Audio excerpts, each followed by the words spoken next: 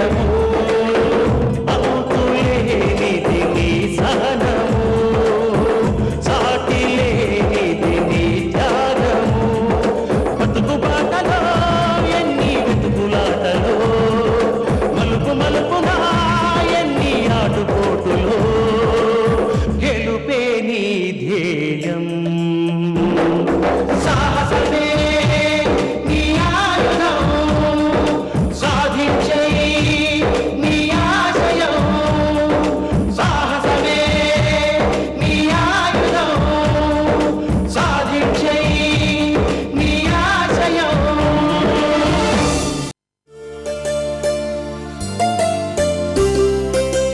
ఏమండి భోంచేశారా? లేదు గీత. ఇంకా భోంచేయకపోవడం ఏమిటండి? నేను నోటిస్తాను రండి. ఏమొద్దు, ఆకలిగా లేదు. అలా అంటే ఎలాగండి? వేళకి ఎంతో కొంత తినకపోతే నీరసం వస్తుంది. ఒక పూట ఉపవాసం ఉంటే మరేం పర్వాలేదు. అబ్బా రండి. వద్దు గీత. ఇప్పుడు వస్తారా లేదా? వద్దు గీత. చెప్పేది వినండి. వద్దని చెప్తున్నానుగా. ఏమండి రమ్మంటున్నానా? వద్దు. ఏంటే నా మొగుడు చేపట్లాగుతున్నా? ఆయన ఎప్పుడు భోంచేస్తారో ఎప్పుడు పడుకుంటారో ఏ వేళకి ఏం చేస్తారో నీకేం తెలుసు? ఓ ఒలకపోసిన ప్రేమ చాలు గాని ముందు బయటికెళ్ళు. వెళ్ళమంటుంటే నీకు కాదు. అయినా నేనుండగా ఈ పడగొద్దులకు నువ్వెందుకొచ్చావు? ఈ బిడ్డను గాని మా ఆయన్ని గాని తాకే అర్హత నీకు లేదు. ముందు వెళ్తావా లేదా? వెళ్ళు.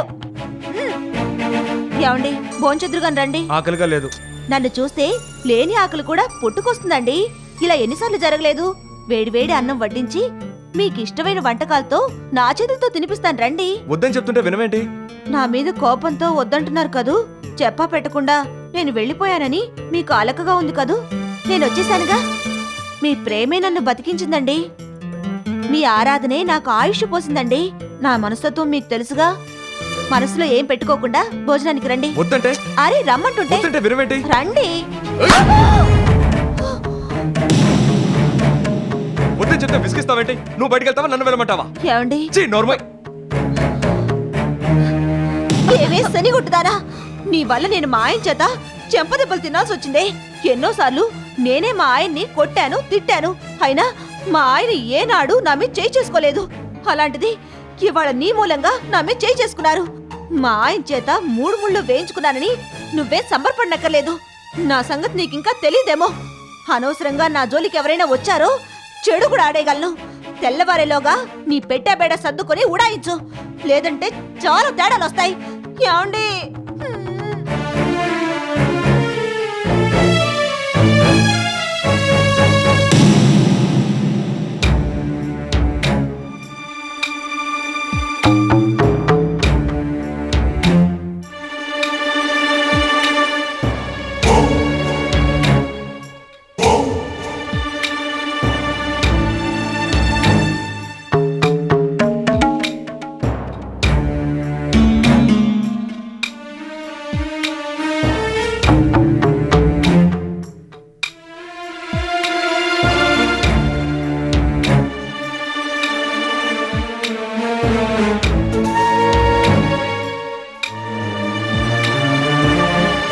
అత్తయ్య, మీరడిగిన గడువు తీరిపోయింది.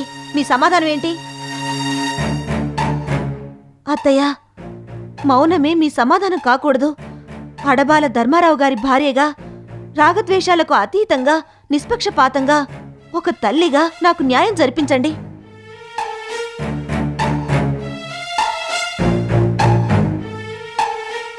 మీరు చెప్పలేకపోతే నేను చెప్తాను. ఆ గీతను బయటికి పంపించండి. లేదా నిన్న మీతో అన్నట్టు కిరసనాయిల్ పోసుకొని కాల్చుకొని చస్తాను. దాన్ని బయటికి పంపిస్తారా, లేదా నన్ను కిరోసిన్ పోసుకొని కాల్చుకోమంటారా? చెప్పండి.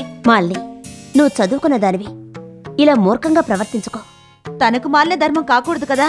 నేను కోరుకునేది నీతులు ఉపదేశాలు కాదు. నా భర్తను నాకివ్వండి, నా సొత్తును నాకు అప్పగించండి. శాంతి, ఎంతసేపని ఆలోచిస్తావు? 5-6 లక్షలిచ్చి మాలిని పంపించు.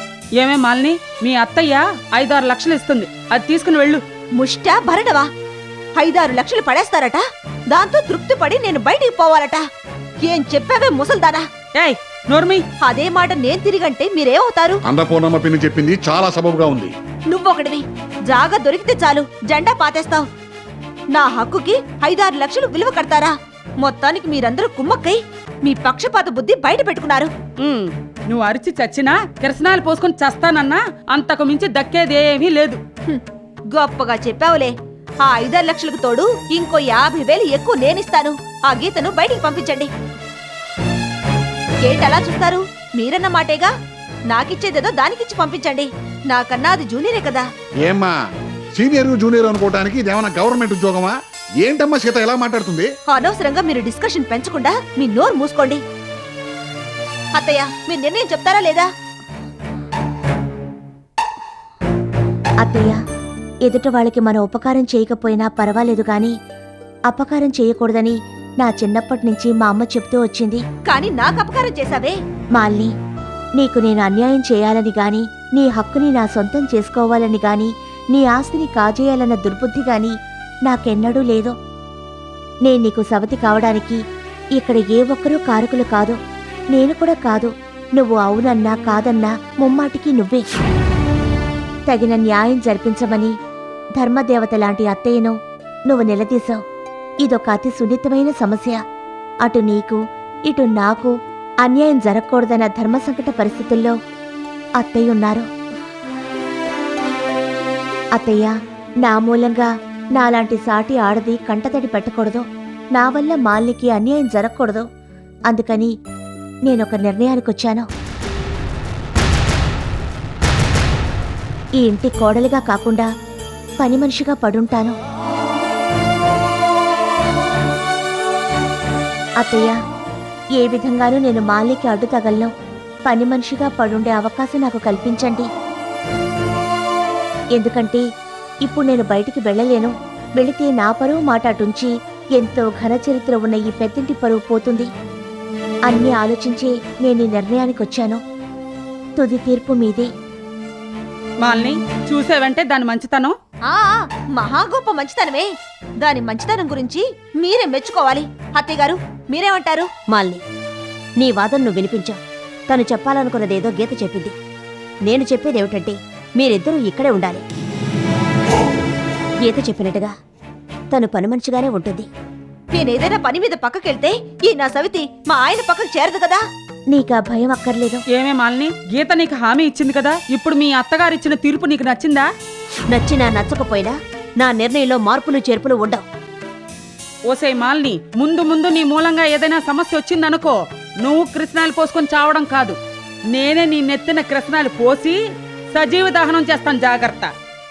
వెళ్ళండి వెళ్ళండి, ఎవరి పనులు వాళ్ళు చూసుకోండి.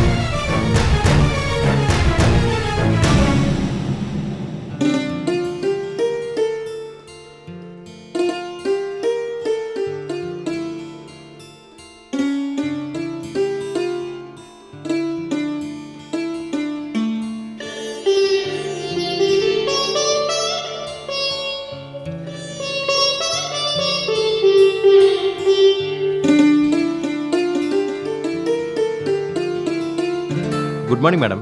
Good morning. ఇంతవరకు రాకపోతే ఇవాళ రారనుకున్నాను. ఎప్పుడో రెడీ అయ్యాను, కానీ మా ఇంట్లో చిన్న ప్రాబ్లం వస్తేను. ప్రాబ్లమా? ఏమిటి మేడం? మా చిన్నన్నయ్య భార్య జీవితం మీద విరక్తి చెంది ఆత్మహత్య చేసుకుంటానని లెటర్ రాసి ఇంట్లోంచి వెళ్ళిపోయింది. మా వంతు ప్రయత్నాలు చేసినా ఆచూకీ తెలియలేదు. అప్పుడు మా చిన్నన్నయ్య మరో పెళ్లి చేసుకున్నాడు. చేసుకున్న కొద్ది రోజులకే మొదటి భార్య తిరిగొచ్చింది. నేను బతికుండగా ఇంకో పెళ్లి ఎలా చేసుకుంటారంటూ మొదటి భార్య గొడవ పెట్టింది. చివరికి 2 భార్యలు మా ఇంట్లోనే ఉండేలా ఒప్పందం జరిగింది. ఆ విషయమై రావడానికి ఆలస్యమైంది. చాలా విచిత్రంగా ఉందే. ఇదేదో కథలా ఉంది. కొన్ని వాస్తవాలు కథల్లాగే ఉంటాయి. మేడం, మీరేమనుకోపోతే నేను మాట్లాడగనా? అడగండి. మీ చిన్నన్నయ్య మొదటి భార్య చనిపోతానంటూ ఇల్లు విడిచిపెట్టి వెళ్ళక ముందే మీ భర్త చనిపోయారు. మీ చిన్నన్నయ్య రెండో పెళ్లి చేసుకోగలేంది మీరెందుకు చేసుకోలేదు? మీకు ఆ ఉద్దేశం లేకనా? లేక వేరే కారణాలు ఏమైనా ఉన్నాయా? నా జీవితం కథ కాకూడదని. నమస్కారం అమ్మా. నమస్కారం అమ్మా, రండి. ఇప్పుడు ఒంట్లో ఎలా ఉంది? బాగానే ఉందమ్మా. అమ్మా, నువ్వెందుకు క్యారెట్ తీసుకొచ్చావు? కొన్నాళ్ల పాటు ఇల్లు కదలకుండా విశ్రాంతి తీసుకోమని డాక్టర్ గారు చెప్పారు కదా. ఈ ఎర్రటి ఎండలో నా క్యారెట్ తీసుకురావాలా? భోజనానికి నేనే వచ్చేవాడిని కదమ్మా. నువ్వు వచ్చినా ఎండలోనే రావాలి కదరా. కాలు కదపకుండా ఇంట్లో ఎలా ఉండమంటావురా? అలా అని 2 కిలోమీటర్లు నడిచొస్తావా? వేళకు నువ్వు తింటం లేదు, ఎప్పుడో 3 వస్తున్నావు, పనుండి లేట్ అయిందంటున్నావు. అందుకని నేనే తీసుకొచ్చాను. వేళకు తినకపోతే నీ ఆరోగ్యం మాత్రం పాడవదా? నీకిష్టమని ఆకుకూరలు ముద్దపప్పు చేసి తీసుకొచ్చాను. అమ్మా ఇందు, నువ్వు కూడా రమ్మ భోంచేద్దువు గాని, ఇద్దరికి సరిపోతుంది. వద్దమ్మా, నేను భోంచేసే వచ్చాను. పెరుమళ్ళు రారా. అమ్మా, ఇవాళ తీసుకొస్తే తీసుకొచ్చావు గానీ ఇంకెప్పుడు ఇలా తీసుకురాకమ్మా. అలాగైతేనే నేను ఇప్పుడు భోంచేస్తాను. చూడమ్మా, చెమట పోసి ఎలా ఉన్నావో. సర్లేరా, ఇక నుంచి తీసుకురానులే, కానీ నువ్వు వేళ తప్పకుండా భోజనానికి రావాలి. సరే, వస్తానులే, రా.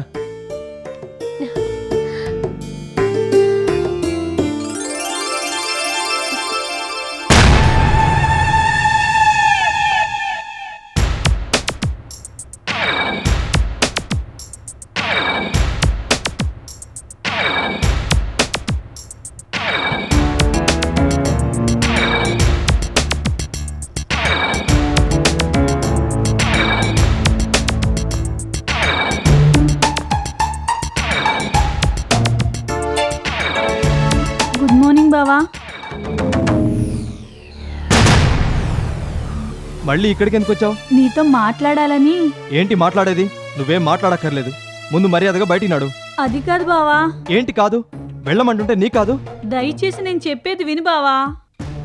బావా, నీకు నాకు అక్రమ సంబంధం అంటగట్టారు. దాంతో నాకు ఉద్యోగం పోయింది, పెళ్లి జరగకుండా పోయింది. నాకు తీరని అన్యాయం జరిగింది. దానికి నన్నేం చేయమంటావు? ఏ పని లేకుండా ఇంట్లో ఖాళీగా కూర్చోవడం నా వల్ల కావడం లేదు బావా. అందుకని నాకు మళ్ళీ ఉద్యోగం ఇవ్వు బావా. ఏంటి? నీకు మళ్ళీ ఉద్యోగం ఇవ్వాలా? చాలు చాలు, జరిగిన అవమానాలు, పొందిన అనుభవాలు చాలు. ఏ మొహం పెట్టుకుని నీకు ఉద్యోగం ఇమ్మంటావు? అసలు అడగడానికి నీకు నోరెలా వచ్చింది? నీకు ఉద్యోగం ఇస్తే మా ఆవిడ నాకు విడాకులు ఇస్తుంది.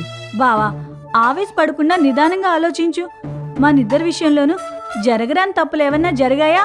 నా హద్దులు దాటి నేనెప్పుడన్నా ప్రవర్తించానా?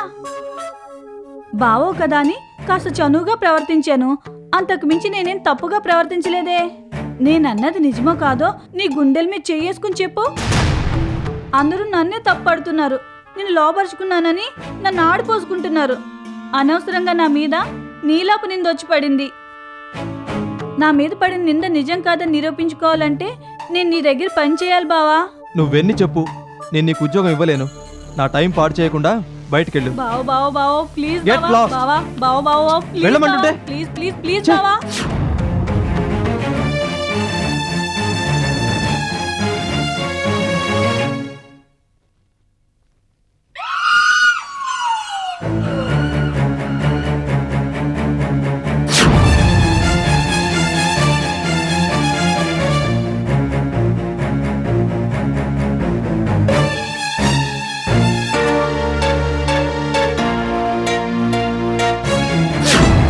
హే, మా ఆయన డ్రెస్ నువ్వు ఇస్త్రీ చేస్తున్నావేంటే?